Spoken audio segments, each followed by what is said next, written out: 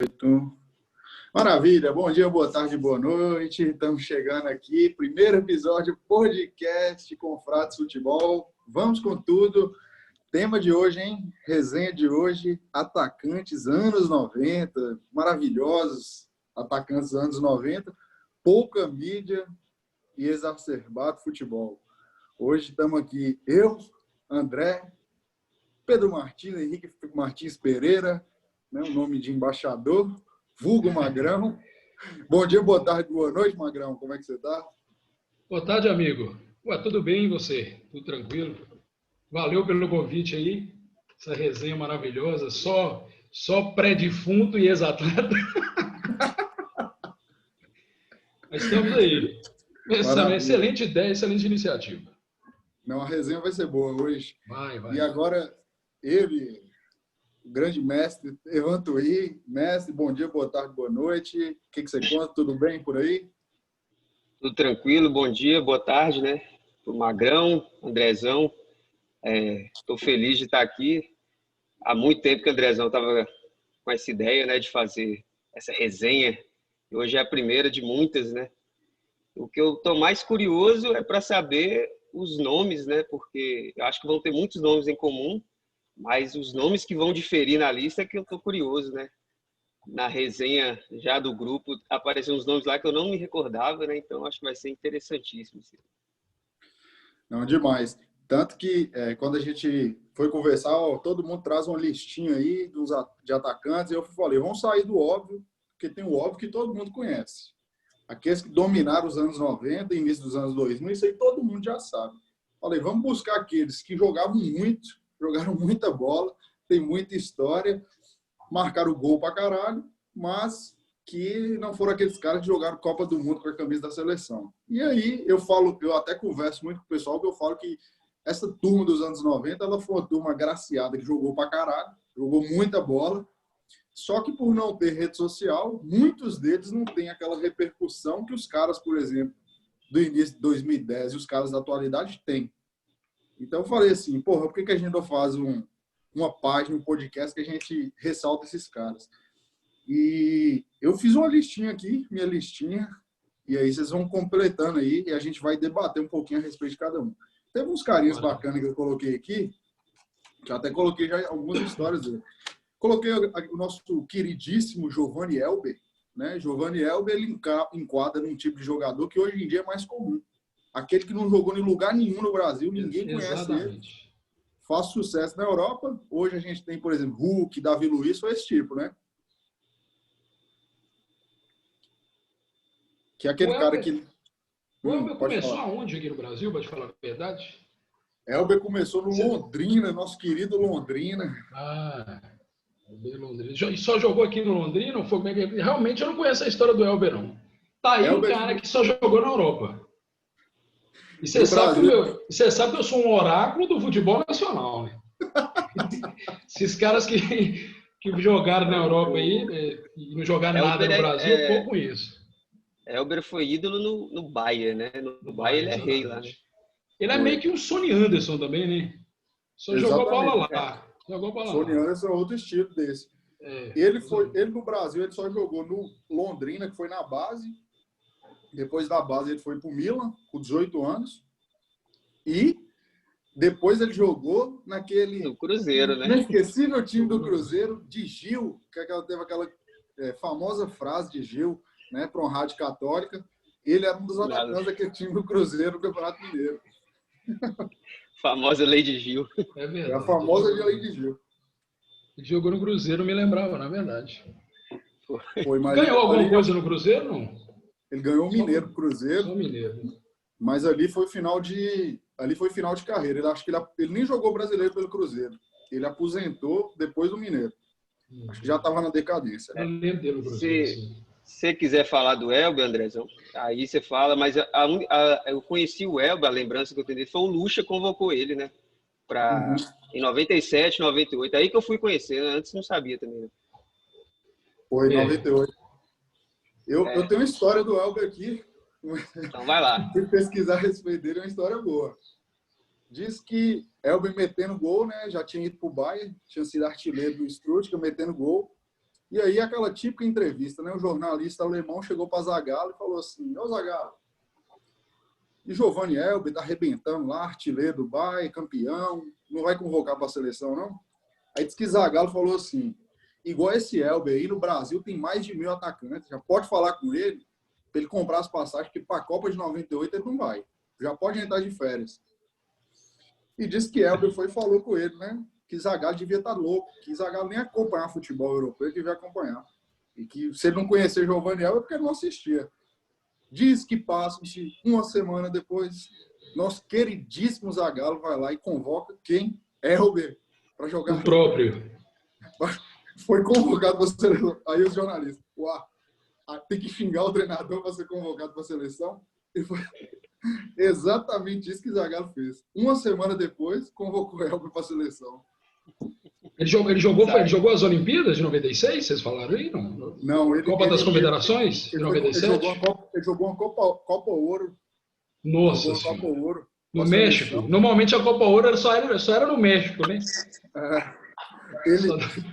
E eu fui ver os dados dele pela seleção. Ele jogou 15 jogos na seleção e fez 7 gols pela seleção. Ou seja, jogou pouco e teve uma média boa de gols. Eu lembro de um jogo contra a Venezuela. Ele fez 3 gols nesse jogo. Contra a Venezuela, né? Foi. Tava vendo aqui, Magrão, que ele em 91 foi vice-campeão com a seleção sub-20 mundial, com Roberto Carlos e Paulo Nunes. O ataque era Paulo Nunes e Elber. E Elber. Tá aí, eu tô sabendo, dá pra você ver. Um cara que pra mim sempre foi inútil era o Elber. Tô sabendo coisas interessantes dele já. Que esse cara, pra mim, eu falava com você. Inclusive, eu acho que ele já perdeu tempo demais falando dele. Esse aí. Júnior Tito tá chegando aí atrasado, né? Olha, Juninho, que homem feio, hein, bicho? Acabei de acordar. Bom dia, boa tarde, boa noite, irmão. Chega aí, estamos falando aqui agora. Acabamos de falar de Elber. Contamos história dele. Elber, que inclusive foi campeão mineiro, em cima do Ipatinga, fazendo o gol do título. No dia da Lei de Gil. Da Lei de 2007. 6, eu acho. 6. Talvez 6. Ele, inclusive, é daquele fatídico jogo que Gil lançou a lei. A Lei de Gil. A Lei de Gil. Vale tudo, só não vale. Exatamente. E saindo de Elber, eu já entro num segundo aqui, que aí eu não sei se vocês têm história dele, mas o nosso querido Paulo Sérgio Rosa jogou a final da Copa de 94. Nosso querido Viola, canhoto. Viola. Grande Viola. Foi o primeiro da minha lista aqui. Foi o primeiro da sua lista? Já coincidiu. Viola que, na verdade, ele não deveria ter sido convocado para aquela Copa, não, porque Evaí jogava muito mais bola que ele. E Evaí tinha jogado muitos jogos, tinha sido convocado bastante vezes nas eliminatórias da Copa de 94. Jogava muito mais que Viola. Não sei nem quem Viola foi gastar naquela Copa. E Viola jogou e o Ronaldo Fenômeno não jogou, né, na final. Também, ainda teve isso. Ele entrou na final. O Fenômeno tinha 17 anos, né? Jogou bem a final, inclusive. O tempo que ele ficou em campo. Uma coisa que eu vi de Viola aqui, que Viola tinha um apelido da torcida do Valência, que foi vendido por Valência. O apelido dele era The Fresh Prince of Bel-Air, por causa do Will Smith. Disse que ele só andava com fone de ouvido. Isso aqui, para o pessoal não falar que é fake news, pesquisa. Folha de São Paulo entrevistando Viola e falando: Viola, diz que você está querendo voltar para o Brasil, que você está passando fome aí na Espanha. E Viola falou: não, eu estou sentindo a alimentação mesmo, que o tempero aqui é muito forte, mas eu estou complementando minha alimentação com bolachas e iogurtes. Foi o que o próprio Viola disse para a Folha de São Paulo. Estava comendo bolacha e iogurte. Viola, inclusive, foi especulado no Funorte aqui em 2012, 2011. Que fazem, que fazem. Ele que jogou, tô vendo aqui, ó. Ele que jogou no Tabuão da Serra. Tabuão da Serra. Ele jogou lá. Ele acabou a carreira dele lá, né? Tá aqui o último time dele, ó. Portuguesa Santista, Pesqueira, Morrinhos. Nossa, e ele passou por Corinthians, Palmeiras e Santos. Ou seja, só pelo São Paulo que ele não foi dos 4 grandes lá de São Paulo. Fez gol em todo lugar. Ele foi artilheiro do Brasileiro em 98. A melhor imagem que eu tenho em minha cabeça dele foi no Santos, em 98. Jogando muito. E foi campeão da Conmebol também. Que tem uma história do Santos, que foi jogar em Rosário contra o Rosário e os caras acharam que ia morrer, né? O policiamento foi levando o batedor para o Santos no meio do estádio e, de repente, sumiu a polícia. O ônibus do Santos teve que ir sozinho para o estádio e a torcida do Rosário fazendo um inferno. Mas e aí, o jogo emblemático dele foi aquele que meteu um gol no clássico contra o Palmeiras, né? Que ele imitou o porco. Que ele saiu imitando o porco no gramado. Ali que foi acho que o ápice da carreira dele foi naquele jogo. E essa cerveja tá gostosa? Me deu uma sede aqui, cara. Eu que não comprei. Agora quem tá aqui, ó. Olha quem tá aqui comigo aqui, Júlio, ó. E ele tá nervoso, viu? E ele tá nervosão, ó. Você ultimamente você tá mexendo com esse aqui, ó. Vai, Tourinho! Bom também. Gostei. Agora esse aqui tá nervoso. Calma, galinha. Calma. Hoje eu tô apostando só 3-0 pro Flamengo. Vamos ver, né? A final do Campeonato Mineiro não é hoje, não? Não, eu não sei por que eles não fizeram. Entendi. A final seria hoje da Taça em Confidência, né? Não, era quarta. Um próximo que eu listei aqui foi um querido, né, campeão do mundo, Luizão Goulart, né, nosso querido Luizão. Maior artilheiro brasileiro em Libertadores. E é um cara que não tem cara de jogador, né, moço? Ele não tem cara daqueles atacantes, não, aqueles cara de área. Ele não é alto, né? Ele é alto, meio gordinho. Ele não era alto, meio gordinho, meio fortinho. Exatamente. Mas era bom, metia muito gol. Foi muito gol, foi artilheiro em todo lugar. E ele foi revelado no Guarani, né, eu acho, no Google. Ele foi revelado no Guarani. Guarani. Mais um Guarani celeiro de revelação. Viola, ele no Guarani. Palmeiras, 96. Ele tem um apelido aqui de sapo. Eu não lembrava desse apelido dele. E ele parece mesmo um sapo cururu. Aquela carona de traquina, né? Não, tem uma passagem de Luizão, pra mim, a mais engraçada é que ele falava que ele era São Paulino, jogou a final da Libertadores, meteu um gol, saiu chorando para ir jogar no Japão. 2 meses depois, ele não adaptou e voltou para jogar no Santos. Eu falo assim, Luizão... Mas ele foi muito bem naquele São Paulo. Pode falar, Julião. Eu só falando que ele foi muito bem naquele São Paulo, campeão da Libertadores. Ele foi um dos melhores jogadores. Luizão é amoroso no ataque. O Luizão passou nos 4 de São Paulo, né? No Santos, no Corinthians, no Palmeiras, no São Paulo. Ganhou em todos, menos no Santos, né? No Santos, se bobear... Acho que no Rio ele jogou nos 4 também, né? Acho que ele só jogou no Fluminense no Rio. Falando do ataque do São Paulo aí na Libertadores, se eu não me engano, os dois foram revelados juntos no Guarani, né? Amoroso e Luizão. Luizão é amoroso. Fizeram essa dupla de ataque campeão da Libertadores de São Paulo em cima do Atlético Paranaense. Amoroso, vou até falar um pouquinho dele depois, mas o próximo que eu coloquei na lista teria que ser ele, né? O Super Mário Jardel. Louco. Exatamente. Mário Jardel, que curioso, eu vi a passagem, eu pelo menos, né, lembrava da passagem dele como se ele tivesse sido um jogador que jogou décadas no Grêmio, e eu vi que ele jogou pouquíssimo tempo no Grêmio, que ele foi emprestado do Vasco pro Grêmio, arrebentou, e depois ele foi seguir carreira na Europa. Você tem lembrança dele, Marco Jardel? Cara, a lembrança que eu tenho dele era do Grêmio mesmo, daquele Grêmio campeão brasileiro de 96, em cima da Portuguesa. Inclusive, passou o VT desse jogo esses dias. Que vacilo da Lusa, né? Porque a Lusa ganhou o primeiro jogo 2-0 no Canindé, depois perdeu de 2-0 no finalzinho, gol de Ailton. Eu lembro dele nessa fase e lembro dele muito pouco assim no futebol português. É porque nos anos 90 a gente não tinha tanta informação, né? Que acontecia fora, na Europa. Ele foi muito bem no Porto, né? No Porto ele tem 168 gols, eu tô vendo aqui. Então foi no um cara esporte que também? No esporte depois. No esporte também. Eu tava vendo aqui que antes mas fazia muito gol. Na Copa gol feio, né? Ele fazia muito gol feio. Gols. Ele fazia muito gol feio, a bola batia na canela dele, entrava, muito gol de cabeça. Era aquele centroavantão mesmo, né? Aquele típico centroavantão mesmo, centroavantão daquele de área. Exatamente. O declínio dele, segundo ele mesmo, foi abuso de drogas, né? E a partir de 2004, ele estava novo ainda, parece que ele tinha 28, 27 anos, ele começou a carreira dele ali. Ou era 30 anos, parece. Eu tô vendo que ele voltou a jogar. Jardel. Agora, é o tipo de jogador que eu acho que não daria certo hoje, não, né? Será que ele faria tantos gols hoje? No estilo dele? Eu acho que hoje em dia o atacante tem que ser mais participativo, né? Prender mais a bola. Ele não caberia no futebol de hoje. Para ele jogar hoje, ele teria que jogar num time que tem um estilo para ele, ou seja, bola aérea, bola pro alto, no alto. Você vê, por exemplo, um cara que parece com ele, assim, mais ou menos, que joga hoje, só que com muito mais qualidade, é Jônio. Grandão, mas o cara tem habilidade, canhoto. O Jardel, eu acho que ele era muito limitado. Bom, em relação ao Jardel,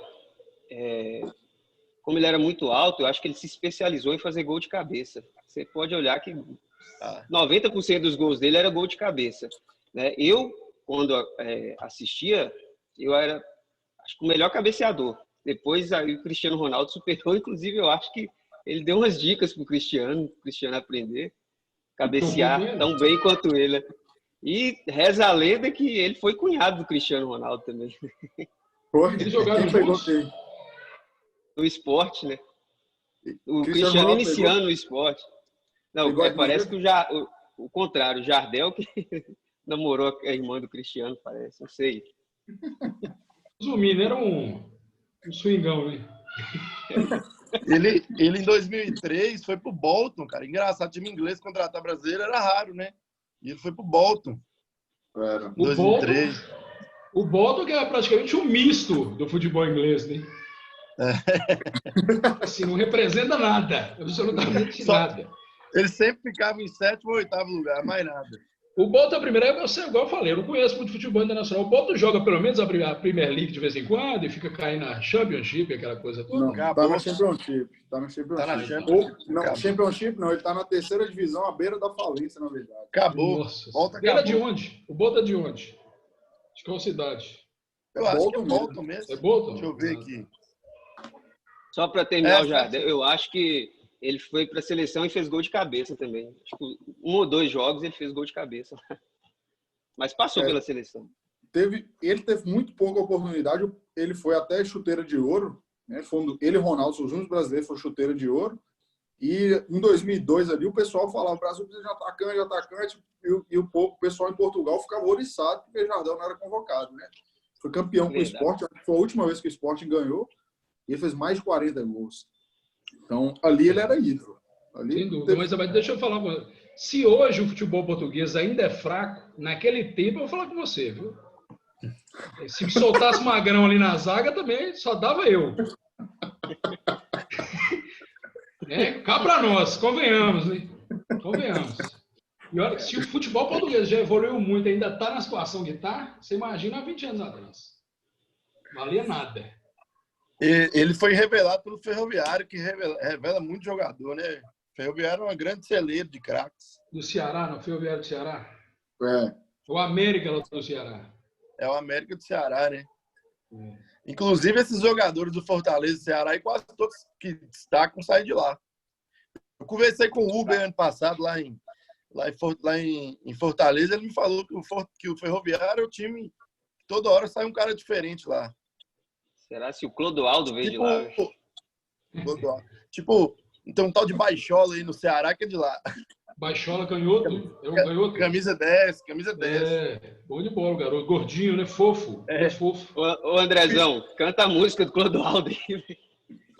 A gente podia fazer, né, um próximo episódio aí, esses jogadores excêntricos do futebol brasileiro, igual o Clodoaldo. Exacerbado futebol, pouca mídia. Pouca mídia, pouca beleza, muito gol, muita história. Tem muitos temas. Clodoaldo, o mais bonito de todos, velho. Aí pode juntar, pega Ditinho, Agamenon, que é a turma de Minas aqui, com essa turma do Ceará e faz um interior de São Paulo. O interminável Agamenon. Se bobear, tá aí até hoje. Tá no Vila. 57 anos. E fazendo aquela fumaça, ó, aquela carniça. Pode pôr o Dandão também aí. Dandão, pô. Dandão, vizinho nosso aqui. Dandão foi bem na Grécia, né? Ele foi no AEK, não é? No AEK? Não, peraí, gente. Chipre Vamos falar de atacantes. Vamos falar de atacantes. Vamos voltar lá para os atacantes. Volta. Magrão, solta um atacante aí para nós aí. Mas você falou uma palavra aí falando do... Não sei qual é o atacante. Luizão, acho. Não sei se o Luizão está falando. E lembrei de um cara aqui que tinha um apelido de The Flash. Valdeir The Flash. Esse é antigo. Vocês lembram de Valdeir The Flash? Esse Jogou eu ali no conheço Botafogo, até. no Fluminense. Jogou no Atlético, no Galo. Esse eu não lembro. Chegou a disputar alguns jogos das eliminatórias da Copa 94. Estava na pré-lista para aquela Copa também, ali nos meses antes. Valdeir The Flash. Ô, Max, você tá precisando de uma luz aí no seu estúdio, hein? Tá, é verdade. Eu tô olhando isso aqui. Tá muito escuro, não? É porque a janela aqui tá fechada. Deixa eu abrir aqui. Só abrir. Não, e a gente seguindo aqui, eu coloquei um pouquinho de Amoroso, e eu tava vendo que Melhorou? Amoroso foi um cara que foi meio perseguido por lesões, mas os índices da carreira dele são absurdos. Todo lugar que ele jogou muita bola. No Amoroso, eu me lembro dele com um cara muito bom jogador, quase craque. É verdade, concordo. Eu lembro dele, ele foi artilheiro com Borussia, artilheiro com o Udinese, e em 99, eu lembro uma das boas recordações que eu tenho da seleção foi a Copa América 99, aquela que o Ronaldinho Gaúcho entrou na vaga do Capetinha, né? O Capetinha foi fazer as embaixadinhas, provocou a briga, o Lucha cortou ele, entrou o Ronaldinho. A dupla de ataque em 99 da seleção era Amoroso e Ronaldo. O Brasil ganhou a Copa América lá no Paraguai. Eu acho que foi mais um desses que entrou nessa onda aí. Não tinha como jogar na seleção porque era Romário, Ronaldo, Bebeto, né? Essa turma toda ia ter preferência. E outra, por ter caído na mão de Zagallo e Parreira, essa turma eu acho que eles não acompanhavam muito futebol. Tanto que Elber aí até falou, né? Elber falou que entrou na seleção, o Zagallo falou, entra aí no jogo. Ele falou, mas eu vou fazer o quê? Não, mas só entra. Esses caras aproveitaram a qualidade do jogador brasileiro e foram campeão demais, né? Sem qualquer tipo de técnica e tática para os jogadores, sem... Só vai jogar, tipo Bonga, tipo Bonga. É tipo Bonga. Bonga pega a bola, vai fazer o coletivo, só isso. E joga. Aproveita. Agora um cara que eu lembrei aqui, você me fez a pergunta, que vocês não deram nem moral pro Valdeir The Flash. Vocês nem lembram do Valdeir The Flash, né? Eu não lembro. Eu não lembro dele, não. Esse eu não lembro. Eu lembro muito pouco. É bem um cara parecido com o Jardel, estilo de Jardel, que meteu muito gol também, foi Zé Afonso. Você lembra de Zé Afonso do América. Jogou no América. Jogou no Ameriquinha e no Grêmio, né? No Grêmio. Exatamente. Zé Afonso acabou com o Cruzeiro e com o Atlético. Muito. E era grandalhão. E ele era grandalhão. Aquele ali tinha quase um era um armário. Ele era. Copa Suminas, ele foi campeão, não foi? Copa Suminas? Sim, eu acho Primeira que Copa do Cruzeiro, né? Exatamente. Foi. Ele chutou a bola bateu no Cris e entrou. 2001, né? Uma coisa assim. 2000. É porque ele já estava mais velho também, porque estava no América. Mas no Grêmio ele jogou muito. Ele é dos anos 90. Agora tem um cara que eu tô vendo aqui, não sei se estava na lista, acho que ele não estava na lista, não, mas o cara passou pela seleção. Valber Roel de Oliveira, o famoso Valber. Jogou na seleção. Mas Valber O Valber não é para centroavante, não, né? Não? Era mais para trás, né? Valber era um butineiro, número 5, pô, caceteiro. Não era não? Maldoso? O Valber é atacante, pô. Maldoso, só aí não tem dom de Aquiles. Que Valber é esse que você tá falando? Eu acho que você tá confundindo com o Valber, que foi atacante do Vila Nova de Goiás. Deixa eu ver aqui se eu tô confundindo. Gordinho? É um meio careca. Agora esse Valber que você tá falando foi seleção. E foi Valber volantão, é campeão do mundo pelo São Paulo. Butineiro, batia esse aí eu lembro. Na cara dos outros. Sujeito mal educado. Não, realmente eu confundi. Aqui, mas realmente. É porque agora você pesquisa pra você ver. Teve um Valber que é ídolo do Vila Nova de Goiás.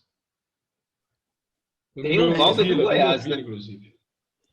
Depois eu então deve ser o mesmo. Porque quando a gente fala de atacante, o Goiás é um celeiro de centroavante matador, né? O Goiás teve de jogadores, né? Fernandão. O Goiás revela bem. Esse Léo Senna mesmo que tá no meio de campo do Galo. O menino joga bola, viu? Esse menino eu tô botando fé nele. Sem clubismo, viu, Júlio?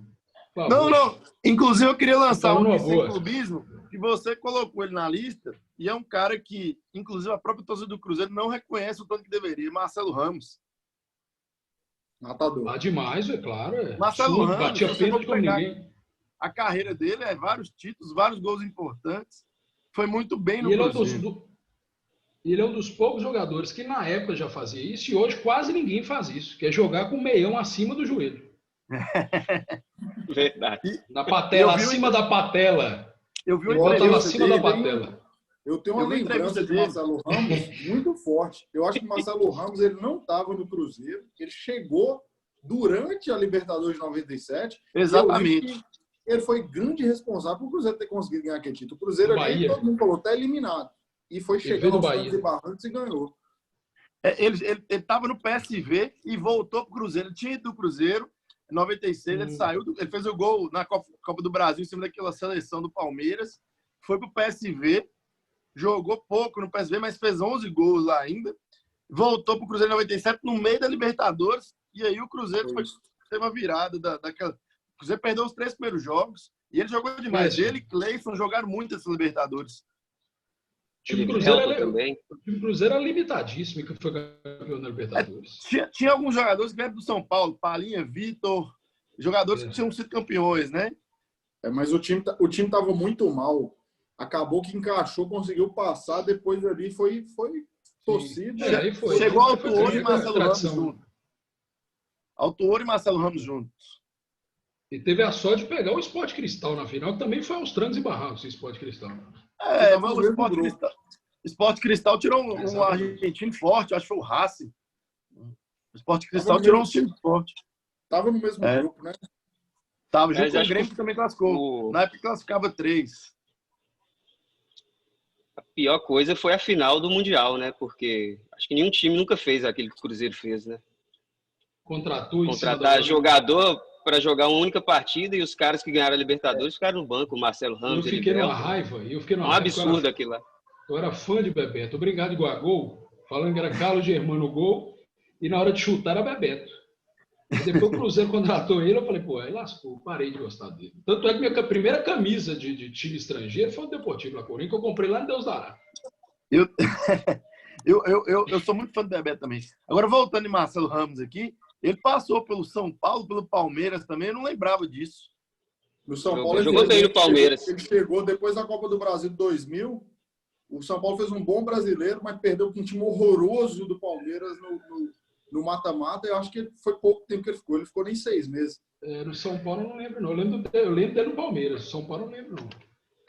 Jogou bem nos dois. E uma passagem boa dele foi no Atlético Paranaense também. Aí, eu acho que Marcelo Ramos é aquele tipo... Que ano que foi do Atlético Paranaense que teve? 2007, 2008. 2007. Porque falando de atacante, e tá aí, o Atlético Paranaense tem bons nomes lá, o Zé, Paulo Rink, ali nos anos 90. Kleber Pereira e Alex Mineiro no final, né, dos 90 e início dos 2000. Sim. Tem um que tá na minha lista aqui, que passou por lá, o Washington Coração Valente, coloquei na minha lista. Verdade. Só que o Washington teve a boa fase mesmo de Washington foi no início dos anos 2000, né? Não foi nos anos 90, também. Com o Paulo Henrique, o Zé, ele estava começando a aparecer ali, Ponte Preta, e eu acho que ele chegou no mata-mata com a Ponte Preta em 99, que a Ponte perdeu para o São Paulo. Sim. Eu acho que o Washington já jogava. Aí ele teve um problema cardíaco, jogou no Fenerbahçe, né? Depois ele voltou para o Atlético, e no Atlético ele destruiu. Ele voou. Agora o Paulo Henrique tinha 2 nacionalidades, né? Chegou a ser convocado pela Alemanha. Eu acho que ele jogou na seleção alemã, inclusive. Jogou. Jogava muito, jogou no Santos depois também, Paulo Henrique. Bom jogador. No Santos tinha um atacante nessa época dos anos 90, quem que é? Não, o Giovani não era atacante, ele era camisa 10, né? Santos era Cama do Caia e... Jogou no América também. Cama do Caia e tinha outro. Tinha um que chamava Guga, que fazia gol pra caramba. Guga, jogou no Bahia, exatamente. Guga. O time do Santos era nada, né, naquela época. Era igual o Fluminense. Não. Era um Botafogo. Nos anos 90. Aquela final de 95, depois de 95, Santos e Botafogo ficaram... Botafogo não passou ainda, não, mas o Santos só voltou em 2001, né? Santos. Anos 90 ali, Fluminense e Santos era baba. O Santos montou um time caríssimo em 2000, só que não tinha condição, né? Tanto que em 2002, aquele time que o Santos montou foi para não cair. Falou para o Emerson Leão, ó, esse time aí, Quebrado. pelo amor de Deus, é para manter o Santos na primeira divisão. Ali os meninos conseguiram classificar, ganharam moral e mudaram a história do Santos, né? Exatamente. O Santos deve muito para Diego e Robinho, porque aquilo ali mudou a história do Santos. Assim, foi vice-campeão em 96, né? Mas só. Depois de Pelé, só esse 96. Depois virou gente. 95. 95, né? Botafogo campeão, exatamente. 95. Quem diria Botafogo campeão, né? Ninguém de hoje. Mas em 96 também. Túlio Maravilha, comandando o ataque do Botafogo. Túlio Maravilha, exatamente. Sérgio Manuel, grande Botafogo. Túlio foi artilheiro do Campeonato Brasileiro de 95, 27 gols. Botafogo. Aí, depois o Edmundo quebrou o recorde, depois o Guilherme. Né? Depois o Washington. Botafogo era Botafogo Sevenap raiz, com meio cinza maravilhoso. Não, o time de 95 do Botafogo era muito bom, né? Tinha aquele... Beto Cachaça estava naquele time do Botafogo, aquele Leandro Alves. Sérgio Manuel. Sérgio Manuel, Wilson Gotardo, Donizete Pantera e Túlio no ataque. Foi um time também que... Bora!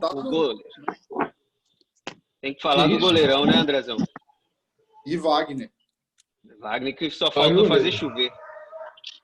O Botafogo tem histórico de goleiros negros, né? Que é Wagner, Jefferson. É raro você ver um goleiro negro assim. Bom mesmo, bom. Nada contra, obviamente, senão daqui a pouco nem vai sentar o cabelo em mim. Você vai ser cancelado. O nego vai me moer. Já vão moer, né? Porque Montes Claros é a cidade que tem o maior número de filho da puta do Brasil.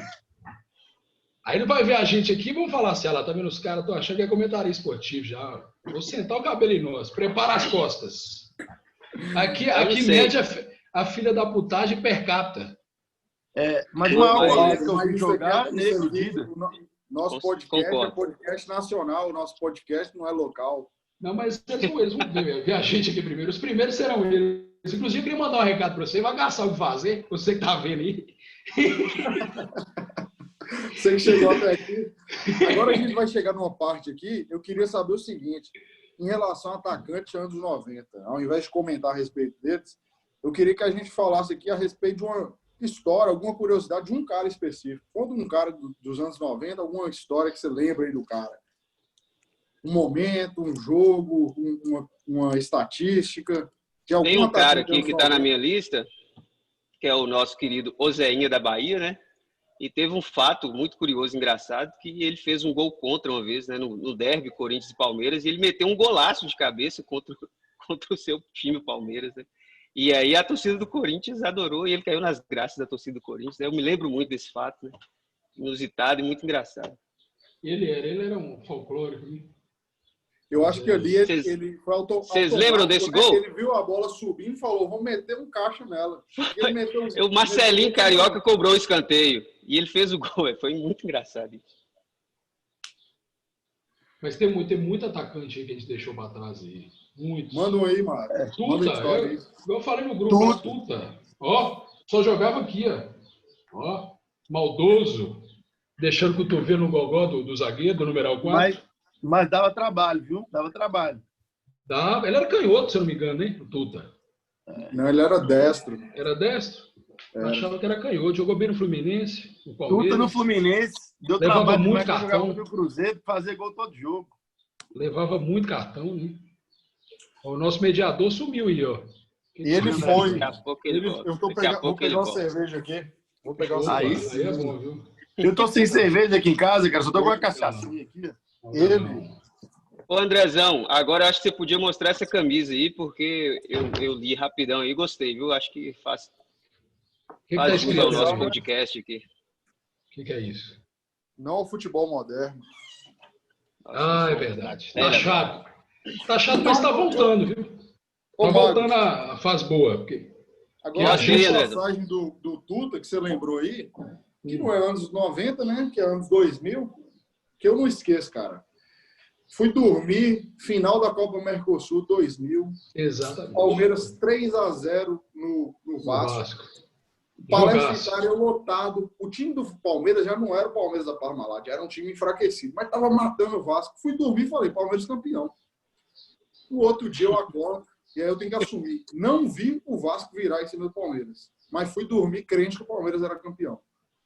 Ali foi um dos maiores jogos que eu já vi na vida. Eu acho, né, da história. Sem dúvida. Não, teve essas viradas do Galo ali da Copa do Brasil, 4-1 Corinthians, 4-1 Flamengo. Mas na época foi um jogo só, né? Foi no jogo, a virada no jogo. No jogo. Foi absurdo ali. Mas, e outra, Júnior Baiano foi expulso, então estava 3-1 pro Palmeiras e o Vasco virou com 10. Júnior Baiano quase não era expulso, né? Agora eu falo, voltando ao assunto atacantes, e um celeiro de atacantes folclóricos nos anos 90 era o Campeonato Carioca. Com Januário de Oliveira narrando cruel, muito cruel. Valdeir de Flash, Euler, filho do vento. Renato Gaúcho. Super Ezio. Super Valdir Bigode. Quem mais que tinha? Tinha muita gente. O Dimba, que foi lembrado hoje aí, eu não lembrava, velho. Que isso. Dimba também é mais recente. Dimba já tinha Championship Manager. Nós estamos falando de Telefoot. Bentinho que teve bons momentos no Botafogo, mas foi revelado na Lusa, Bentinho era considerado um atacante? Isso que eu ia falar. Ele era meio atacante. Né? Ele não era camisa nova, ele era meio atacante. Mais de gancho. Né? Ele fazia um enganche ali também, às vezes. Às vezes ele jogava lá na frente. Né? Ele flutuava ali. Tem um cara que jogava de volante, mas ia bem de centroavante, chama-se Cleison. Cleison jogou bem de centroavante. Cleison do Cruzeiro? E jogou no Atlético. Ele chegou a época, ele virou. Ele, você vê, foi atacando o Cruzeiro e jogou no Galo de líbero. Exatamente. Ele começou a voltar, mas ele fazia muito gol. Batia até na mão também. Tem muito jogador na história que é assim, né? Começa como atacante, aí de repente não aguenta mais lá, volta de meio, de repente vira volante, porque tem um toque de bola bom. Se juntasse ele e o Valber, que você falou aí agora há pouco, o cara saía sem cabeça do campo. Os caras batiam demais. Você é louco. E mais Sandro Gaúcho no meio ali para. Também. Do Grêmio, Sandro Gaúcho foi o campeão brasileiro do Grêmio, né? Ou não? É ele mesmo. Aquele maravilhoso. Agora aqui, para não falar que eu sou clubista. Sandro Goiano, né? Sandro Goiano. Mas Sandro Goiano não era botineiro, não. Campeão da Libertadores em 2007 com o Grêmio. Goiano. Goiano Para não falar que eu sou clubista, vocês falaram de Guilherme aí, Guilherme. Essa cerveja tá me dando uma sede, rapaz. Que eu vou falar com você. Eu vou ali na padaria comprar umas 8. Vocês falaram de Guilherme aí, Guilherme do Atlético? Esse não precisa falar. Esse é outro patamar de centroavante. Isso classe A, outra prateleira. Guilherme do Atlético, eu tenho uma passagem dele, primeiro com o Atlético, né? Porque o que aconteceu em 99 ali foi mais uma daquelas coisas que eu falo. É inexplicável. Magrão, na minha lápide tem que estar escrito: André, um cara que falava dos benefícios e dos prazeres que o pontos corrido, que o mata-mata proporcionou para a vida. Porque essa turma nova, você que é mais novo, que está assistindo aqui, eu sei que você vai ficar incomodado, você vai falar, moço, que o cara está falando de mata-mata? É mata-mata que proporciona essas histórias. Guilherme... E esse menino novo que vai estar assistindo a gente aqui, com certeza ele está com um pó de Nutella na mão. Pois é. E aí o seguinte, aquele time de 99 do Atlético que Guilherme fez naquele mata-mata ali, é só as coisas que mata-mata de brasileiro proporcionaram. Sem dúvida. E aí eu lembro dele em 2001, com a seleção, que foi a tragédia que ali eu não acreditava. O Brasil perdeu com Honduras. Ele fez o gol. Ele fez gol naquela Copa América. Ele mesmo, por si só, ele estava mal naquela Copa América. Não? Porque a seleção... Em 2001, ele estava no Atlético, em 2001? O Galo chegou na semifinal do Brasileiro. Perdeu o São Gaetano. Ele estava. Ainda era ele e Marques. Né? Agora, 2001 foi... Ele queimou o filme dele indo pro Cruzeiro em 2004, né? Que ele fez 2 gols no jogo lá e mandou a galocura. Comer pastel e tomar caldo de cana.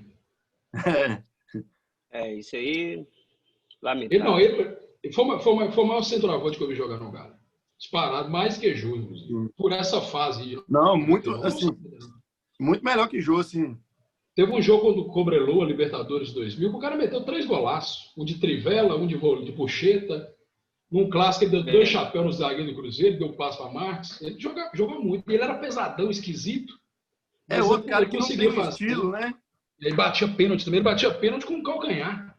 Um negócio mais estilo Evaí, né? Estilo Evaí. Exatamente. Evaí era outro também, né? Que não errava um pênalti. Jogou no Galo também. O melhor cobrador de pênalti que eu vi foi Evaí. Não errava mesmo, não, é verdade. Jogou no Galo, eu lembro dele no Galo. Teve uma fase curta no Atlético. Fisicamente falando, sem ser com futebol, esses caras aí, eles não têm um estilo de jogador meio pesadão, é tipo Prato. É meio estranho, cara. Eles não são mais esses sapos fazer gol. Fisicamente. É verdade. Mas eles são anos-luz à frente de Prato. Em termos de não, nem compara, nem compara. De finalização, né? De finalização. Só que o futebol de hoje, ele pede mais um Prato do que esses caras. Prato hoje corre, marca, pula em cima da bola, guerrilha, tem raça. Esses caras ele não conseguia arrancar com a bola, não. Não pegava a bola e arrancava, não. O nego tomava dele rapidinho. Só que dentro da área o cara tinha uma qualidade incrível. Só acertava a bochecha da rede. Era impressionante. Edmundo jogou de 9? Não, acho que não. Não, né? Nunca botou a 9, não, né? Não, acho que pelo número não, mas é o atacante, né? Era o atacante. Mas de área, não era o centroavante, não, né? Não era, não. Mas ele fazia, porque... Quem era o 9 que não jogava com a 9 era o Romário, né? O Romário jogava, mas era o time 9. Mas ele jogou com o Donizete também, né? Era ele e Donizete naquele Vasco maravilhoso. Jogou com o Evaí também. Jogou com o Evaí também. Tanto o Palmeiras quanto no Vasco. Vocês lembram um Atlético e Corinthians que teve que ser no Maracanã? Que o Guilherme fez um golaço no chapéu no Dida? Dida, 4-1. O Galo jogou. Atlético 4-1 no Maracanã. Exatamente. Não lembro por que o jogo não podia ser no Mineirão, não lembro, mas foi no Maracanã. Não, mas acho que foi o Corinthians que perdeu o mando de campo. E quis jogar foi o Corinthians, né? Um negócio assim, O Galo jamais jogaria no Maracanã. Eu acho. Isso aí foi em que ano? Pensar que a torcida do Galo cabe no Maracanã, né? Foi algum campeonato brasileiro, não sei se foi. Foi 99.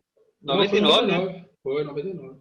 4-1, o Galo goleou o Corinthians no Maracanã. Agora entrando aqui, vamos entrar aqui numa parte aqui, que é o Perdeu seguinte, onde que esses caras principais que a gente abordou aqui, onde esses caras encaixariam hoje?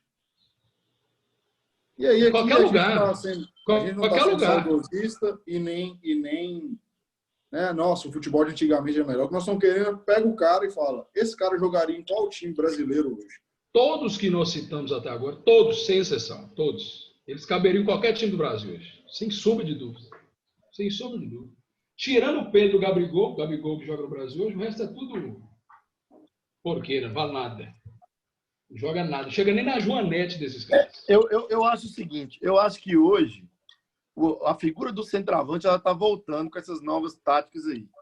Porque quando você joga com 3 meias, você tem que ter uma referência lá na frente. Então é o 4-2-3-1. Se você não tiver um atacante de área, o time fica prejudicado. Porque os caras que abrem, eles vão sempre procurar a bola na área. Então, eu tenho uma visão que eu acho que está voltando um pouco esse centroavante de área. Nós não temos essa qualidade, eu acho, de antigamente. Porque os caras não são mais treinados para ser igual antigamente, né? Eles meio que acabaram com essa figura de atacante errado, na minha visão. Errado. Tanto que o Cruzeiro de 2013, por exemplo, que eu acompanhei mais, quando o Borges não jogava, o time tinha mais dificuldade. Faltava um cara referência lá na frente. Então, eu acho que vai voltar um pouco esse atacante. Só que a base precisa transformar esse cara no 9. Não tem.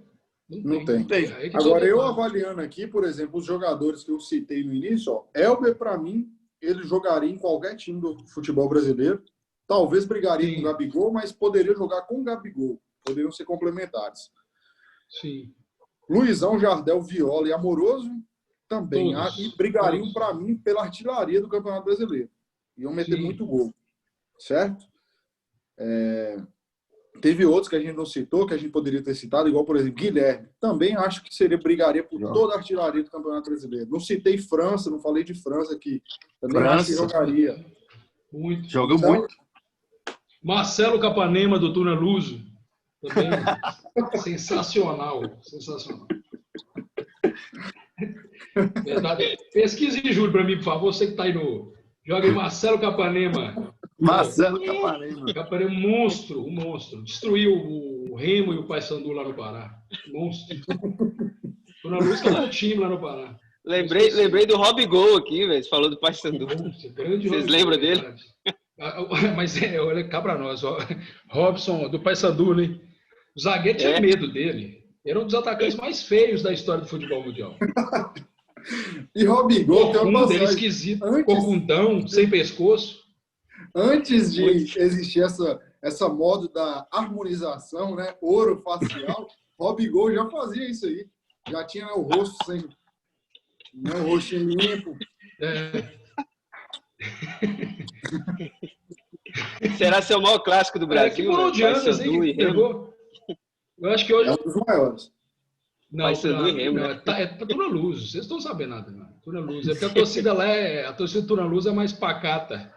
Ela é mais tranquila. Porém, mais fervorosa. É que vocês não conhecem. Mas o maior time, hoje quem está em ascensão é o Bragantino de lá, que está bem lá. Bragantino do Pará. Eu nem sabia isso aí. Eles estão na Copa do Brasil todo ano. Esse time é novo, né? Esse time é de onde? É de Paraupebas? Dessa região lá.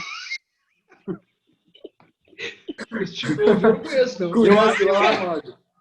Eu acho que é o time da Vale. Deve ser. Brincadeira, Bragantino. Ô, louco. Eles jogaram a Copa do Brasil. Jogaram a Copa do Brasil. Você pesquisou para mim, Júlio, por favor, Marcelo Cabanilha? Eu estou procurando aqui, deixa eu ver aqui. Peraí.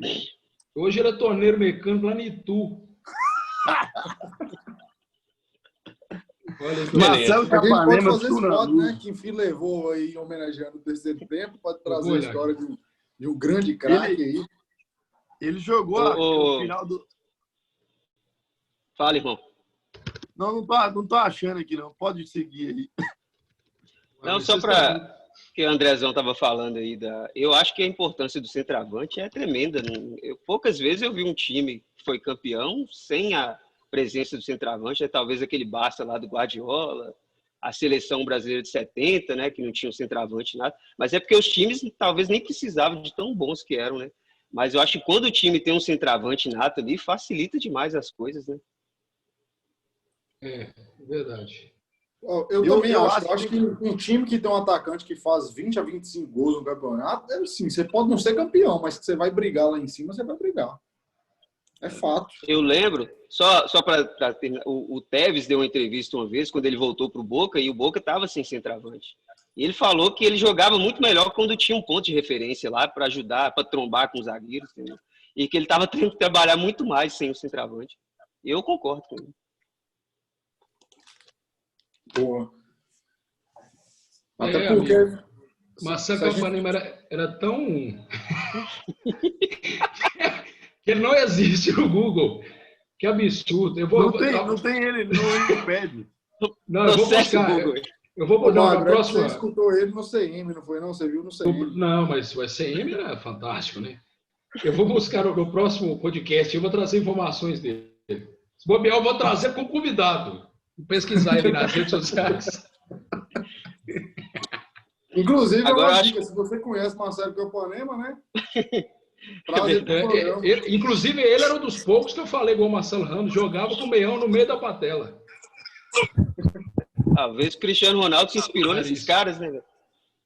Com certeza, com certeza. Raríssimo. Eu achei um jogo aqui. Fabinho do Cruzeiro jogar com o meião na patela também.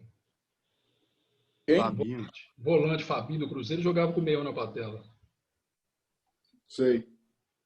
Butineiro. E o Renato Gaúcho? Renato Gaúcho, meio quase abaixo, sem meião, né? Meio abaixo. Meio meião só. Lá no tornozelo. É outra coisa que não tem mais, né? Acabou, mas é porque a regra, né? Mas mesmo se não tivesse regra, esses caras iam colocar o meião lá em cima. Eu acho que o Renato Gaúcho não usava nem caneleira, pra falar a verdade. Era de papelão. Eu usava de papelão. Só de migué, né? Só de migué, só guardou o miguezinho. Maravilha. Agora quem tá aqui, ó? O Galão tá chegando aí. Calma, maravilha. Então a gente tá chegando aqui. A gente tá chegando aqui a quase 55 minutos de resenha. Vou pedir aí para cada um deixar uma consideração final aí, uma resenha.